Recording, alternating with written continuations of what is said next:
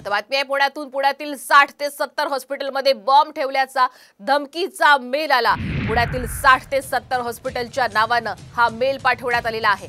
सह्याद्री हॉस्पिटलच्या एका कर्मचाऱ्यांनी रात्री 10 वाजण्याच्या सुमारास हा मेल पाहिला आणि त्यानंतर मात्र एकच खळबळ उडाली। हॉस्पिटल प्रशासनाने तातडीने पोलिसांना याची माहिती दिलेली आहे। त्यानंतर पोलिसांनी तातडीने घटनास्थळी धाव घेत सर्च ऑपरेशनही सुरू केलं। डेक्कन पोलिसांचं एक पथक सध्या सह्याद्री रुग्णालयामध्ये ठाण मांडून बसलेलं आहे। अधिकचे अपडेट घेऊयात आमचे प्रतिनिधी सागर आवाड यांच्याकडनं। सागर, पुण्यामध्ये आता हॉस्पिटल्सना बॉम्ब ठेवल्याच्या धमकीचा मेल आलेला आहे। काय कशा पद्धतीने पोलिसांचा तपास सुरू आहे? नक्की ही अफवा असल्याची माहिती जी आहे ती नंतर समोर आली।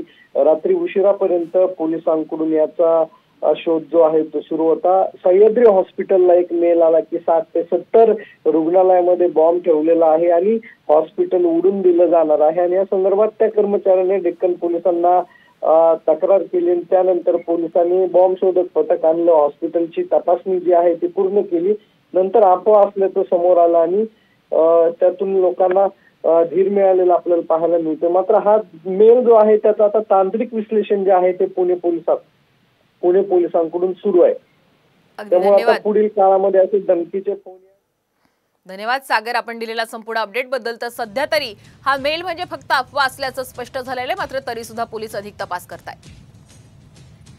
तर आपण पाहतोय पुण्यात ही सर्वात मोठी बातमी आहे। पुण्यातील 60 ते 70 हॉस्पिटल्सना धमकीचा मेल आल्याची माहिती मिळते। यानंतर पोलिसांनी तातडीने सर्च ऑपरेशन सुरू ठेवलेलं आहे। बॉम्ब ठेवल्याचा हा खरं तर मेल आहे आणि या अनुषंगाने ही मोठी बातमी।